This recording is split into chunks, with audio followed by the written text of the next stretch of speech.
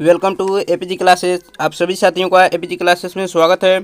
साथियों, आज हम साइंस के एक बहुत ही महत्वपूर्ण टॉपिक पर डिस्कशन करेंगे, जो होगा विद्युत धारा से संबंधित टॉपिक होगा। जो भी कॉम्पिटिटिव एग्ज़ाम होते हैं जिसमें साइंस के क्वेश्चन पूछे जाते हैं, उसमें विद्युत धारा जो चैप्टर होता है वो बहुत ही इम्पोर्टेंट रोल अदा करता है। तो इसी से संबंधित हम कुछ महत्वपूर्ण क्वेश्चन करेंगे, और जो भी क्वेश्चन होंगे वो सारे क्वेश्चन इंपॉर्टेंट होंगे। इसलिए आपसे रिक्वेस्ट है कि वीडियो को अंत तक देखें और जो भी क्वेश्चन पूछे जाते हैं उसका आंसर देने का प्रयास करें। तो चलते हैं क्वेश्चन की तरफ, देखेंगे क्वेश्चन क्या है। पहला क्वेश्चन है आपका, पहला क्वेश्चन है, देखेंगे कि विद्युत धारा की दिशा इलेक्ट्रॉन प्रवाह की होती है। क्या होती है? विपरीत होती है, समान होती है, ए और बी दोनों होती है, और डी कोई नहीं। तो हमें बताना है कि विद्युत धारा की दिशा इलेक्ट्रॉन प्रवाह की होती है, क्या होती है। तो देखिए, ये जो हमारा परिपथ होता है, परिपथ ऐसे कोई परिपथ है, ठीक, यहाँ पर परिपथ है आपका, इधर आपका प्लस रहेगा, इधर माइनस। तो विद्युत धारा जो होती है हमेशा प्लस से चलती है, इधर से चलती है, और आवेश क्या होती है, हमेशा माइनस की तरफ से चलती है। तो हम देख रहे हैं कि विद्युत धारा की दिशा जो हो रही है वो आवेश प्रवाह के विपरीत हो रही है, यानी ऑप्शन ए सही हो जाएगा। तो हम कह सकते हैं कि विद्युत धारा की दिशा जो होती है वो आवेश प्रवाह के विपरीत होती है, ठीक है ना। इस बात को ध्यान रखिएगा, विद्युत धारा हमेशा प्लस से चलती है और आवेश माइनस से चलती है।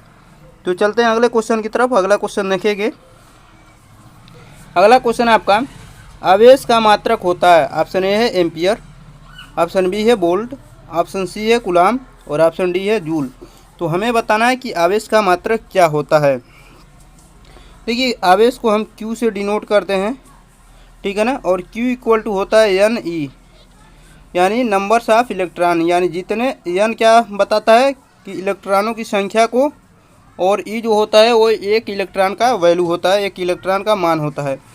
और एक इलेक्ट्रॉन का मान जो होता है आपका 1.6 गुणे 10⁻⁻19 होता है, ठीक है ना। इसको तो हमें बताना है कि आवेश का मात्रक क्या होता है। तो देखिए, आवेश का मात्रक होता है कूलाम। तो इसलिए इलेक्ट्रॉन का जो मान होगा 1.6 गुणे 10⁻⁻19 कूलाम होता है। इस बात को ध्यान रखिएगा। तो आपका यहाँ से आंसर सी हो जाएगा, आवेश का मात्रक कूलाम होता है। बढ़ते हैं नेक्स्ट क्वेश्चन की तरफ। नेक्स्ट क्वेश्चन देखेंगे। इससे पहले इसमें भी बता दें कि एम्पियर जो होता है आपका विद्युत धारा का मात्रक होता है, और वोल्ट क्या होता है, विभवांतर का मात्रक होता है। बढ़ते हैं नेक्स्ट क्वेश्चन की तरफ। नेक्स्ट क्वेश्चन देखेंगे। नेक्स्ट क्वेश्चन है आपका, देखिए नेक्स्ट क्वेश्चन है, कूलाम प्रति सेकंड बराबर किसके होता है। ऑप्शन ए वोल्ट के, एम्पियर के, कार्य के, और जूल के। तो हमें बताना है कि कूलाम प्रति सेकंड किसके बराबर होता है। तो देखिए, कूलाम प्रति सेकंड अगर हम बात करें Q/T, इसका मतलब यही हुआ Q/T, कूलाम प्रति सेकंड। ये आपका होता है I के, I का मतलब विद्युत धारा। विद्युत धारा का डिफिनीशन क्या है कि आवेश प्रवाह के समय दर को, आवेश प्रवाह के समय दर को ही विद्युत धारा कहते हैं। और विद्युत धारा का मात्रक क्या होता है, कूलाम प्रति सेकंड या फिर एम्पियर होता है, जो ऑप्शन बी आपका सही हो जाएगा। तो इसको ध्यान रखिएगा, I = Q/T होता है, ठीक। विद्युत धारा का मात्रक एम्पियर और कूलाम प्रति सेकंड भी होता है। बढ़ते हैं नेक्स्ट क्वेश्चन की तरफ। नेक्स्ट क्वेश्चन देखेंगे। देखिए, बहुत ही महत्वपूर्ण क्वेश्चन है ये। क्वेश्चन है कि विभवांतर विद्युत धारा प्रतिरोध में संबंध होता है। हमें बताना है कि विभवांतर विद्युत धारा और प्रतिरोध में क्या संबंध होता है। ऑप्शन ए है R = VI, ऑप्शन बी है V/I = R, ऑप्शन सी है I = V/R, और ऑप्शन डी है R = I/V। तो हमें बताना है कि विद्युत धारा विभवांतर तथा प्रतिरोध में क्या संबंध होता है। आप पढ़े होंगे कि V = IR, ठीक है, V = IR पढ़े होंगे। तो ये इक्वेशन देखिए किस में बन रहा है। आप देखेंगे बी वाला जो ऑप्शन है, बी वाला, ये आपका बन रहा है ये इक्वेशन, क्योंकि V/I = R, I को जब बराबर की इधर भेजेंगे तो V = IR आपका आंसर हो जाएगा। तो ऑप्शन बी जो होगा वो सही आंसर होगा। बढ़ते हैं नेक्स्ट क्वेश्चन की तरफ। नेक्स्ट क्वेश्चन देखेंगे। देखिए नेक्स्ट क्वेश्चन आपका क्या है कि वह धारा जिसकी दिशा हमेशा एक समान हो कहलाती है। क्या कहलाती है? दिष्ट धारा कहलाती है, प्रत्यावर्ती धारा कहलाती है, सी ए और बी दोनों कहलाती है और डी कोई नहीं। तो हमें बताना है कि कौन सी धारा कहलाती है। दिष्ट धारा को डीसी कहते हैं जिसका मतलब होता है डायरेक्ट करंट, और प्रत्यावर्ती धारा को एसी कहते हैं जिसका मतलब होता है अल्टरनेटिव करंट। तो हमें बताना है कि वह धारा जो हमेशा एक ही दिशा में होती है उसे क्या कहते हैं। तो देखिए उसे हम कहते हैं दिष्ट धारा। दिष्ट धारा जिसको डायरेक्ट करंट कहते हैं। और डायरेक्ट करंट ध्यान रखिएगा, जो भी हमारे घर में इन्वर्टर यूज होते हैं उसमें डायरेक्ट करंट फ्लो होता है, ठीक है। प्रत्यावर्ती धारा जो एसी होता है, ये आपका जो हमारे घर में बिजली यूज होते हैं जो ट्रांसफार्मर के माध्यम से आते हैं वो आपके होते हैं प्रत्यावर्ती धारा, जिसको अल्टरनेटिव करंट कहते हैं, ठीक है। तो आपका यहाँ पर आंसर जो होगा वो ये होगा, क्योंकि ये पूछा है कि वह धारा जिसकी दिशा हमेशा एक दिशा में होती है उसे क्या कहते हैं, तो उसे दिष्ट धारा कहते हैं। इस बात को ध्यान रखिएगा। बढ़ते हैं नेक्स्ट क्वेश्चन की तरफ। नेक्स्ट क्वेश्चन देखेंगे। देखिए नेक्स्ट क्वेश्चन क्या है आपका, विद्युत धारा मापा जाता है। ऑप्शन ए है मीटर में, ऑप्शन बी है वोल्ट मीटर में, वोल्ट मीटर से, ऑप्शन सी है हाइड्रोमीटर से, और ऑप्शन डी है कोई नहीं। तो हमें बताना है कि विद्युत धारा मापा जाता है किससे मापा जाता है। एक चीज़ आपको बताना है कि विद्युत धारा जो होता है वो आपका मापा जाता है एमीटर से। एमीटर से विद्युत धारा मापा जाता है और एमीटर को श्रेणी क्रम में जोड़ा जाता है। इस बात को ध्यान रखिएगा। श्रेणी क्रम का मतलब क्या है कि जैसे ये एक प्रतिरोध है और दूसरा एक यहाँ पर प्रतिरोध है, ठीक है। तो श्रेणी क्रम का मतलब होता है ये पहला प्रतिरोध है और ये दूसरा है, तो पहले के दूसरे सिरे को, ये पहला सिरा ये दूसरा सिरा, तो पहले के दूसरे सिरे को अगले प्रतिरोध के पहले सिरे से जोड़ते हैं, यानी इसको जोड़ देंगे, ठीक है ना। तो ये श्रेणी क्रम होता है, ठीक है। तो एमीटर को विद्युत परिपथ में श्रेणी क्रम में जोड़ा जाता है, इस बात को ध्यान रखिएगा, ठीक। और एमीटर से विद्युत धारा मापा जाता है। बढ़ते हैं नेक्स्ट क्वेश्चन की तरफ। नेक्स्ट क्वेश्चन देखेंगे। देखिए नेक्स्ट क्वेश्चन क्या है। देखिए नेक्स्ट क्वेश्चन है आपका कि प्रतिरोध का मात्रक होता है। प्रतिरोध का मात्रक क्या होता है हमें बताना है। ऑप्शन ए है वोल्ट, ऑप्शन बी है कूलाम, ऑप्शन सी है ओम, और ऑप्शन डी है वोल्ट मीटर। तो हमें बताना है कि प्रतिरोध का मात्रक क्या होता है, ठीक है। तो देखिए वोल्ट जो होता है आप जानते हैं विभवांतर का मात्रक होता है। कूलाम किसका मात्रक होता है आप जानते हैं आवेश का मात्रक कूलाम होता है। और वोल्ट मीटर जो होता है उससे हम क्या करते हैं विभवांतर मापते हैं वोल्ट मीटर से। और इस बात को ध्यान रखिएगा कि वोल्ट मीटर को विद्युत परिपथ में समांतर क्रम में जोड़ा जाता है, ठीक है ना। समांतर क्रम का मतलब ये हुआ जैसे ये प्रतिरोध है, फिर एक ये प्रतिरोध है, तो इन, और फिर मान लीजिए एक ये प्रतिरोध है, तो इन तीनों के सिरों के एक बिंदु पर जोड़ा जाता है, तो इसे हम कहते हैं समांतर क्रम। ये है ये भी है, तो इसे हम कहते हैं समांतर क्रम में, ठीक। यानी सभी प्रतिरोधों के पहले सिरे को एक बिंदु पर और दूसरे सिरे को दूसरे बिंदु पर जोड़ा जाता है, उसे हम कहते हैं समांतर क्रम संयोजन।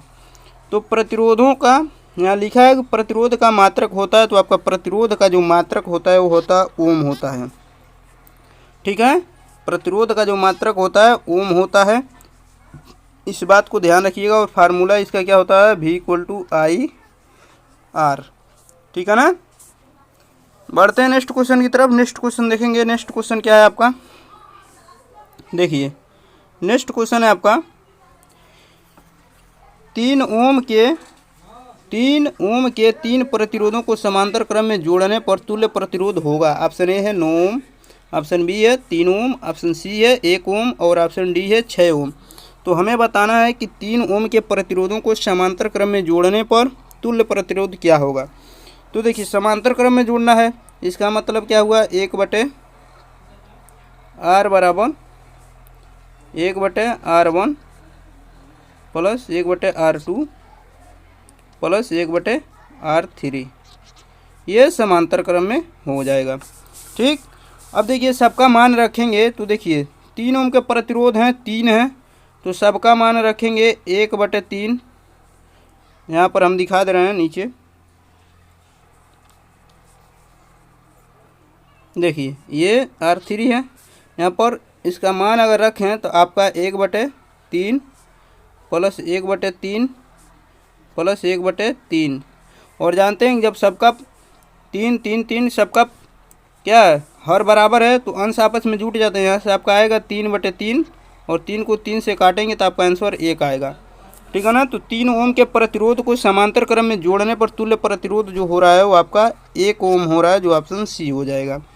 ठीक है, ये समांतर क्रम संयोजन है। ठीक है, अब देखिए हम श्रेणी क्रम संयोजन क्या होता है उसको भी हम आपको बता दें यहीं पर नीचे।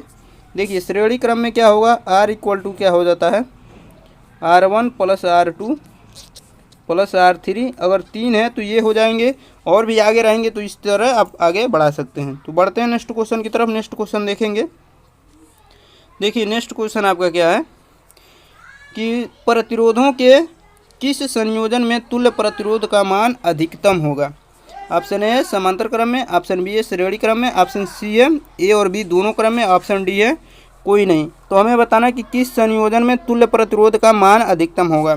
अगर हम पिछले ही क्वेश्चन को उठा लें तो दिया था 3 ओम के 3 प्रतिरोधों को समांतर क्रम में जोड़ा गया था, तो हम देखें तो उसका मान 1 आ रहा है। अगर उसी को श्रेणी क्रम में हम जोड़ दें तो क्या आएगा, देखेंगे 3 + 3 + 3, क्योंकि अभी फार्मूला हमने बताया कि R = R1 + R2 + R3। तो यहाँ से देखेंगे हम 9 ओम आ रहा है। ठीक है, तो यहाँ से आपका मान आ रहा है 9 ओम। इससे पहले समांतर क्रम में जो मान आया था वो 1 ओम आ रहा था। तो इससे पहले जो मान आ रहा था समांतर क्रम में वो 1 ओम आ रहा था, यहाँ से क्या आ रहा है 9 ओम। तो हमसे पूछा गया कि प्रतिरोधों के किस संयोजन में तुल्य प्रतिरोध का मान अधिकतम होगा। तो हम देख रहे हैं कि श्रेणी क्रम में, ये श्रेणी क्रम है, तो श्रेणी क्रम संयोजन में तुल्य प्रतिरोध का मान अधिकतम हो रहा है, क्योंकि हम देख रहे हैं 3 3 ओम का लिए हैं तो 9 ओम आ रहा है। इससे पहले हमने दिखाया था समांतर क्रम में संयोजन करके तो 1 ओम आ रहा था, तो इसलिए समांतर श्रेणी क्रम संयोजन में तुल्य प्रतिरोध का मान अधिकतम आता है। बढ़ते हैं नेक्स्ट क्वेश्चन की तरफ। नेक्स्ट क्वेश्चन देखेंगे क्या है।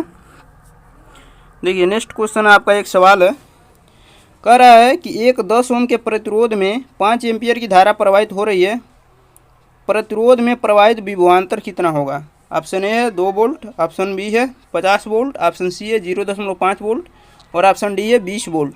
तो हमें बताना कि विभवांतर कितना होगा। आप फार्मूला पढ़े हैं V = IR।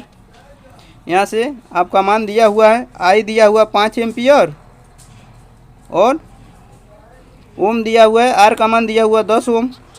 आप इसको सॉल्व करेंगे तो 50 आ रहा है आंसर, यानी 50 वोल्ट। विभवांतर का मात्रक वोल्ट होता है, आप जानते हैं। तो यहाँ से आपका 50 वोल्ट जो होगा वो ऑप्शन बी हो जाएगा, यानी प्रतिरोध में जो विभवांतर प्रवाहित होगा वो 50 वोल्ट हो जाएगा। ठीक है, तो वीडियो को यहीं पे समाप्त करते हैं। वीडियो कैसा लगा कमेंट बॉक्स में ज़रूर बताइएगा, और जो लोग चैनल पे नए हों चैनल को सब्सक्राइब करें और वीडियो को ज़्यादा से ज़्यादा अपने दोस्तों के पास शेयर करें। मिलते हैं नेक्स्ट वीडियो में, तब तक के लिए अपना ख्याल रखिए। धन्यवाद।